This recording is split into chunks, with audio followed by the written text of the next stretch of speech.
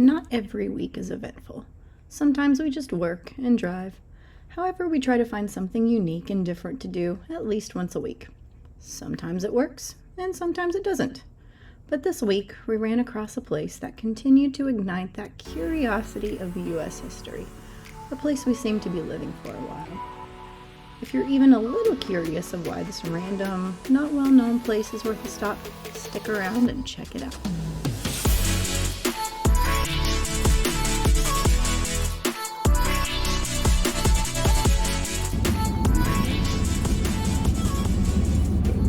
Off to our next destination. College KOA? Yeah, that's right. In Bellefonte, Pennsylvania. So I think it's near Penn State University, my understanding. So Seems that's like kind of cool. Pretty big area. Yeah. Really Ooh. just kind of a work stopover for both of us for a couple of days. Yeah.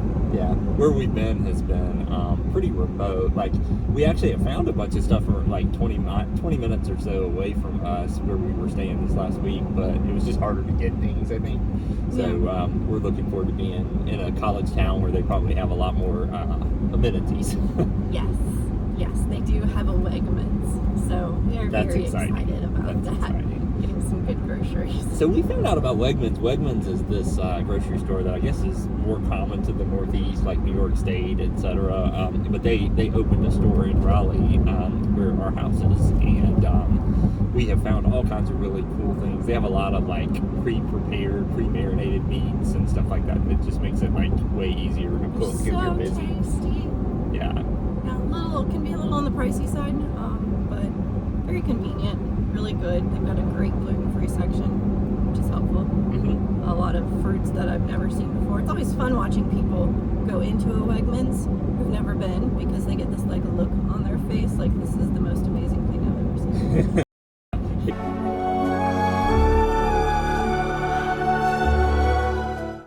So I'm excited about going to Wegmans. Otherwise, it's just a work trip. But yeah, it's just a couple of days stopover, so both of us can get some work done, and then we'll be heading up to Connecticut to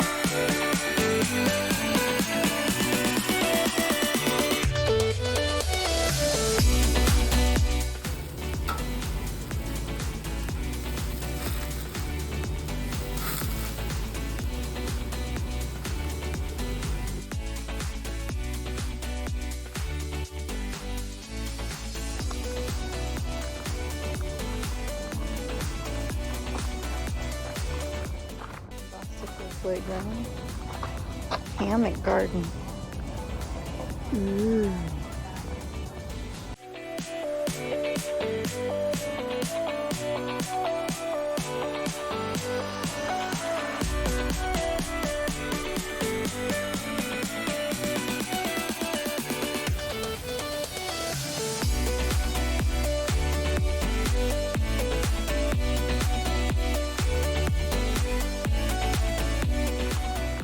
I think this this is it. It's not.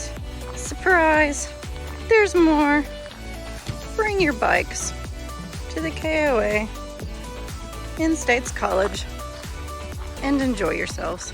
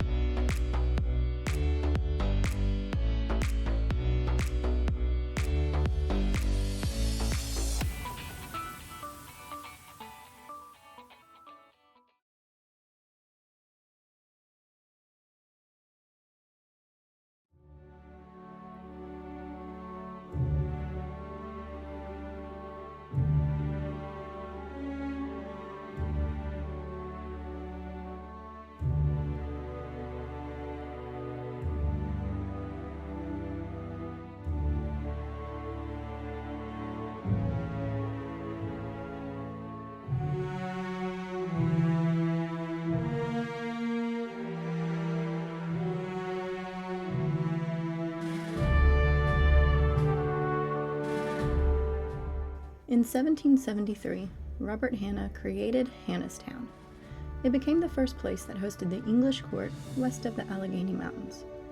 About 30 cabins or homes were built here. The main cabin you can visit was the site of not just Hanna's family home, but also a hotel for travelers and a court for those seeking justice.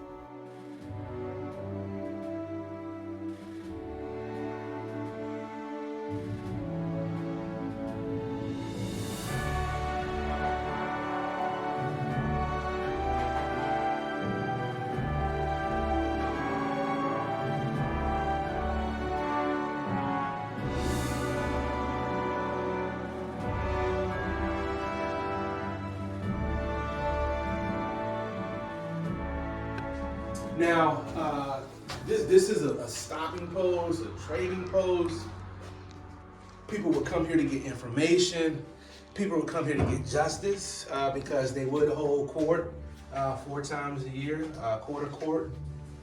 And a lot of people were illiterate, so they would come here, sit down, have a drink, and they would listen to someone read aloud some of the news, newsletters and papers that would come from, let's say, the colony of Maryland, colony of Virginia, etc., etc. During the Revolutionary War, on May 16, 1775, the Hannastown Resolves were created, making them the first place to declare that they would be willing to defend themselves against the injustices of the British Parliament. This set the stage for a militia to be formed. These resolves were a precursor to the Declaration of Independence and inspired many parts of that important document.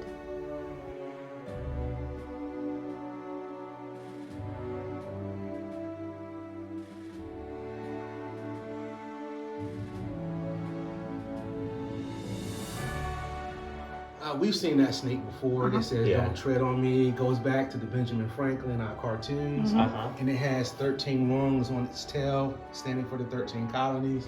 And it's looking directly at that British flag. We are British subjects, but don't encroach too much or we will strike back.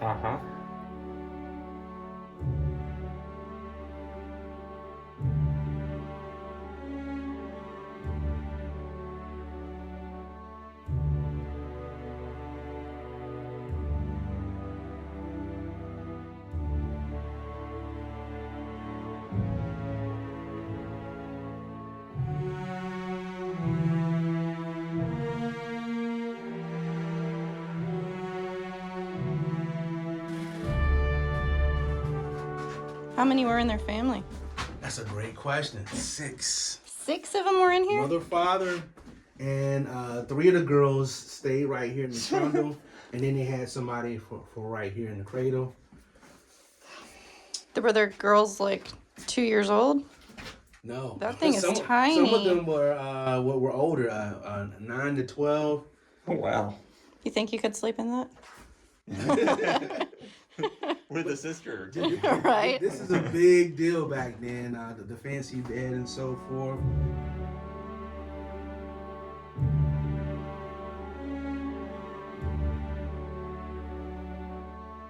So, yeah, especially in Hannastown, when we talk about the Revolutionary era, there's a time that we protested British goods. And the British were trying to force us.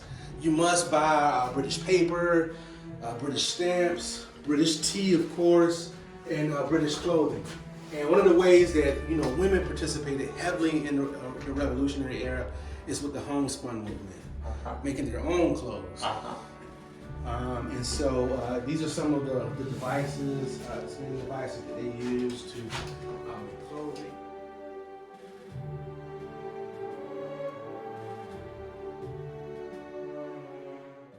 On a Saturday in July 1782, in one of the last acts of the Revolutionary War, the town was attacked and burned. It never recovered. One of the bright spots is only 2 people died. Wow. They saw it coming. They were in court. As a matter of fact, they were having court. And somebody was thinking sharply enough to gather all the court documents and run right over to the fort. And that's how we know so much of the story. Right? And we also do a reenactment of the court cases. We have at least 20 of those that survived through paper records. How cool. So only 2 people were killed. There was one guy that died he was stubborn about bringing his ox in here. And everybody was like, no animals, leave the animals. And he would not. And so he was shot. And then there's also a young lady by the name of Peggy Shaw. There's a plaque to her right there. She was already in the fort. She saw a 2-year-old struggling and fell during the attack. She ran out to go and get the 2-year-old. She comes back into the fort. And everybody says, well, you're bleeding, Peggy. And she looks down and she took a shot to the stomach.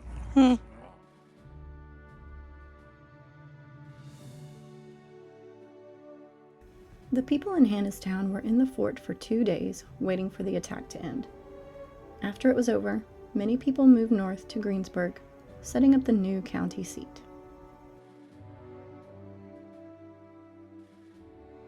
Many have never heard of Hannastown, the resolves, or the major part it played in the Revolutionary War.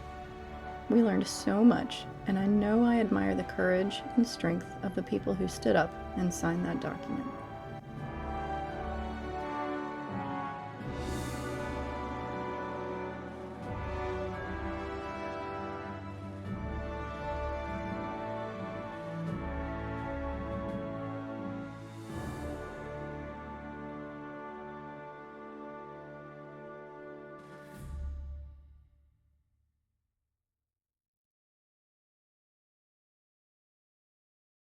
So we have made a pit stop to fill up the gas tank in our toy hauler. I don't know how long we'll be here.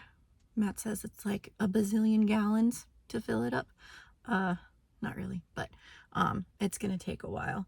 I know one of the things that's very hard is to find a place where you can pull the travel trailer and the truck because it's so long, to find a gas station that will fit that. So we found one, and so we're just going to fill the whole thing up. Which maybe will help with the little chucking that happens in the truck, because the back is going to be a little bit more heavy. But we'll see how long we're going to be here for. So how much did it cost us? So $165 later, our toy hauler is officially full.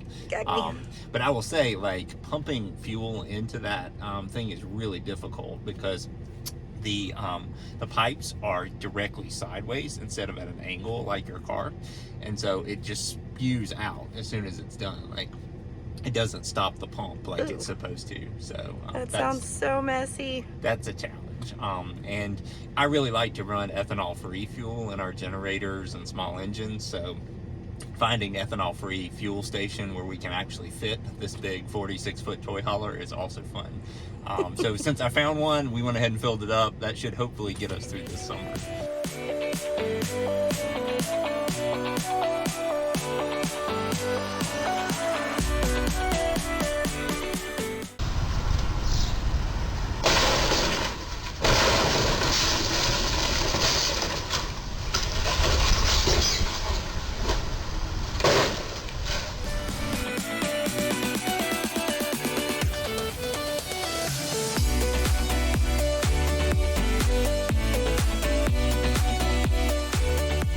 Gonna try to stay hooked up to our truck for the first time at a Harvest Host.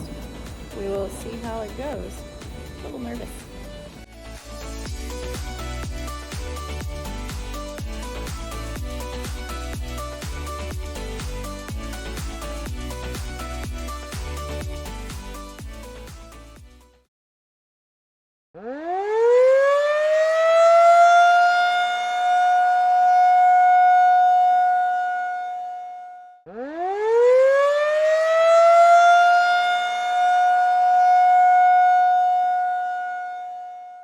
So this was not our first time being in a tornado warning.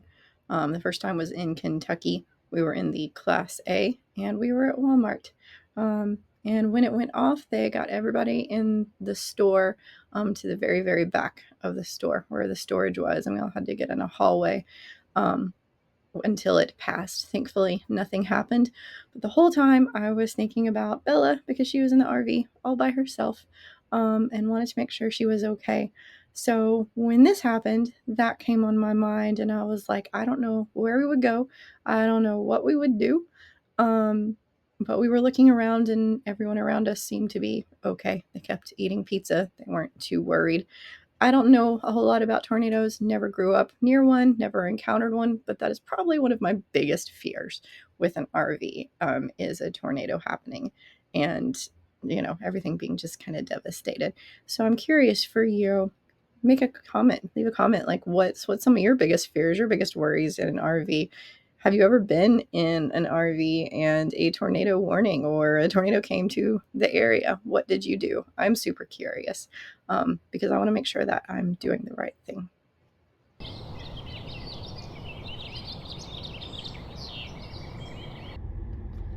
Route unsafe for towing. Completely unhelpful for like this is one of the most annoying things to me. So it has like this GPS system that allows you to route based on your RV, but if it doesn't think your route is safe, it doesn't offer any other suggestions. It just shuts down and says you can't go there. Like totally unhelpful. Guess we're not going anywhere today. Well, I'm trying to use our old Garmin GPS since Ford has decided not to work, and this has decided to sign me out because it's been so long since we've used it. Sometimes there's just nothing that you can do in this particular seat. Just sit and wait and chill and offer to help when you can. 23 hours and 57 minutes, that's not right. Please drive to highlighted route. In 23 hours. Construction was reported on Pennsylvania 309.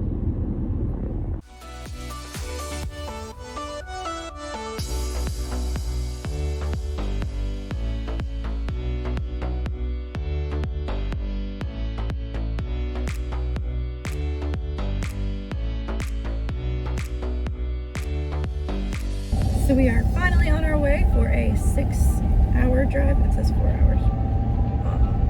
But it took us a hot minute to get the GPS up and working. Yeah, we have like 4 GPS units and none of them would recognize any of this.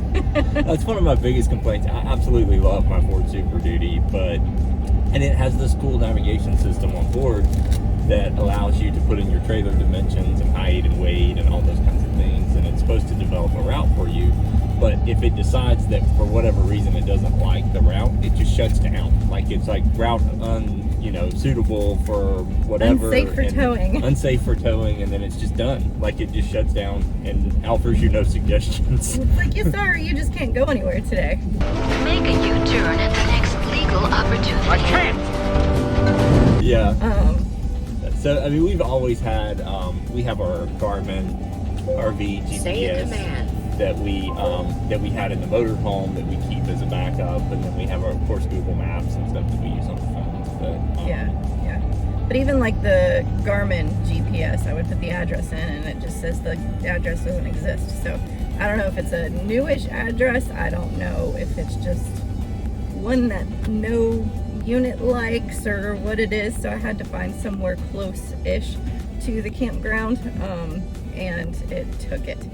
So hopefully we are good now, and but we're excited. It's well, I said, of course, the GPS would mess up when we're going through the Northeast, and most need the route guidance around low bridges and stuff like that. So came true. Off we go. Yes.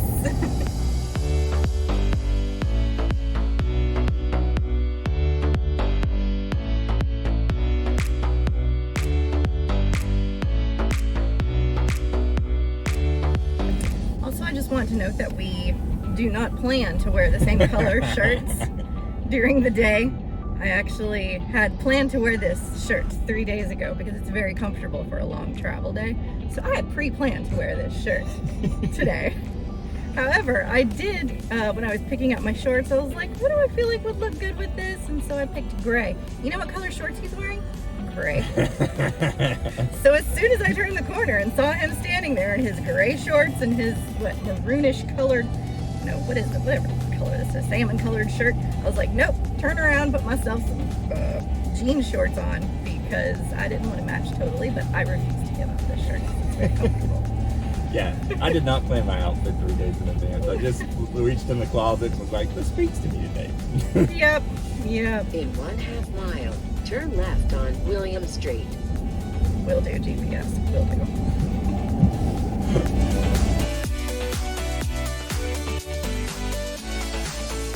Next time, we're heading to I am not telling you anything. fun vacation surprises are in store. So hit that like and subscribe button to make sure you don't miss how we vacation while being in an RV.